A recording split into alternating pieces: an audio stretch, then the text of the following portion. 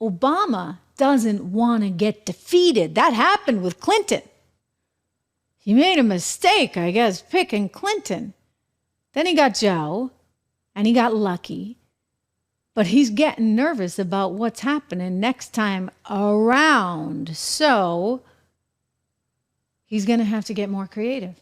And he's going to have to take Biden out. I mean, Ted Cruz knows it. This is really interesting. He went on my former colleague Varney's show over on FBN and had this to say. Trying to persuade them that he's going to stay in. Senator Ted Cruz, Republican from the great state of Texas, joins us now. Mr. Senator, is Biden going to bow out gracefully, or is he going to be forced out? Stuart, I think he's going to be forced out. I put the odds of Biden not being on the ballot in November at about 80%. I think the Democratic Party is freaking out right now. I think you're seeing senators, you're seeing House members, you're seeing the New York Times, you're seeing NBC News, you're seeing George Clooney in Hollywood. And it's worth noting why they're freaking out. Listen, they've all known for 6 months, for a year, for longer, that Biden's mental capacity was severely diminished, that he was not up to doing the job. But they're not worried about having a commander-in-chief who's not capable of fulfilling the responsibilities. The only reason they're panicking is because they now realize the American people have seen that, and they're terrified that he's going to lose in November. And so now... And that's exactly it, ladies and gentlemen, is the entire reason. They didn't care. They knew that he was in a bad state, and they didn't care. But the reality is now that America saw the bad state. They can no longer pretend like you saw little Jake Tapper do with Lara Trump and get after her. Oh my gosh, you're making fun of his stutter. It's just a stutter. No, Jake, it's a cognitive decline. And guess what? You helped showcase that. For whatever reason. I mean, if I were running the show, there's no way I would have let that guy go on a debate ever. Like, ever. Maybe they wanted him to. Maybe they wanted him to implode. I don't know. But I think they were actually fine with Joe Biden provided he could win. Once they realized he couldn't win, they started to have to look around. Their problem is they don't have anyone. This is not a very deep bench, ladies and gentlemen. I mean, you want to go to Kamala Harris? Good luck. Kamala Harris, who wants freebie after freebie after freebie, and she's going to give everybody a blank check so that they can go to college and get whatever kind of degree that will not be employable after the fact that you will have to pay for. Here she is. The governor and we were all doing a tour of the library here and talking about the significance of the passage of time. Right? The significance of the passage of time. So when you think about it, there is great significance to the passage of time in terms of what we need to do to lay these wires, what we need to do to create these jobs. And there is such great significance to the passage of time when we think about a day in the life of our children. So they got that rocket scientist, right?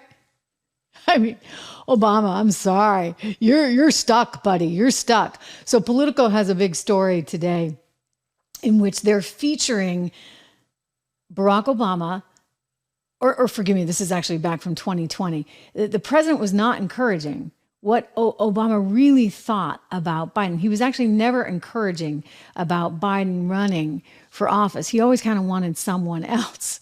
Well, Biden ran and won. And, you know, now he's looking at it, you know, the big line, of course, was you can always count on Joe to F things up. Well, that came true.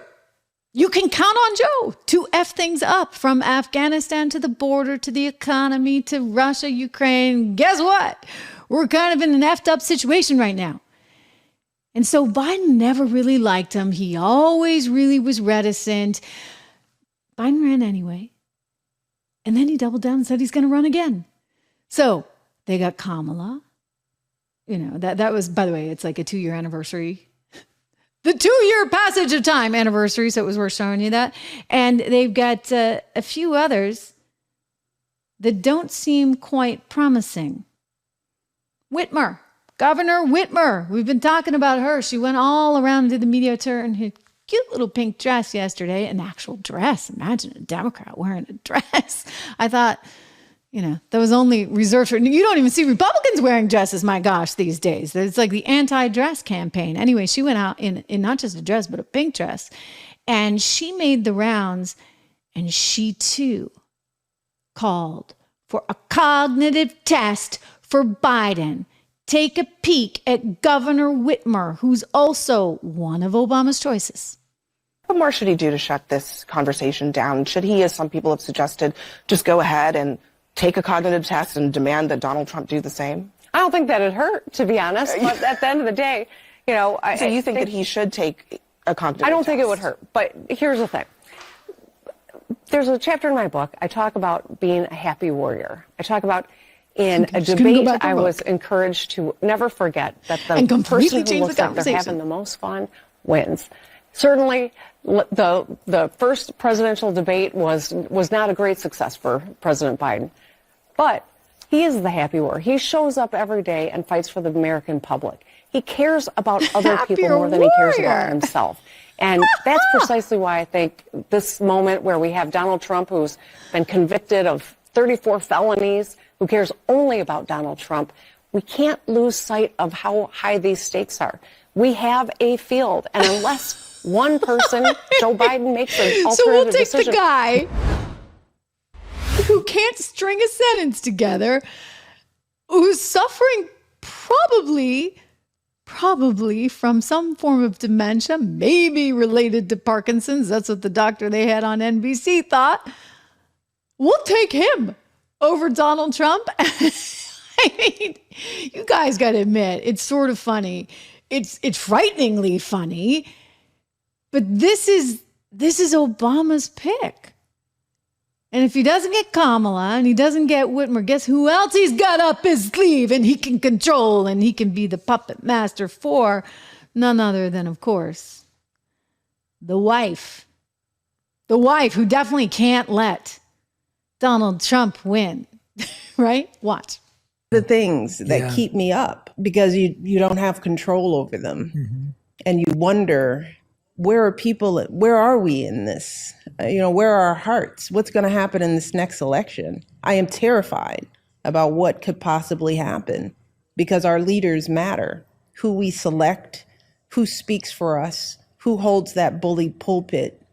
It affects us in ways that sometimes I think people take for granted. Clearly, we all take it for granted. We got Joe in office right now. I mean, this is amazing, you guys. All right. Any which way you slice it. And Trish Regan is not a Joe Biden fan. No way, no how. And yet Michelle Obama and Whitmer and Kamala are going to sit there and carry his water all day long. Sort of, maybe somehow. I mean, I do think that there's a little action going on behind the scenes with Michelle and Whitmer as well. And of course, Kamala, like she's been salivating after that job for as long as we've known her. I mean, remember her back on the stage in 2020 in that Democrat debate taking on Joe Biden? Oh, I was just a poor little girl that was getting bussed and, you were against the busing and this, that, and the other, trying to paint him in a really negative, racist style way. Well, she has always had her eye on this job.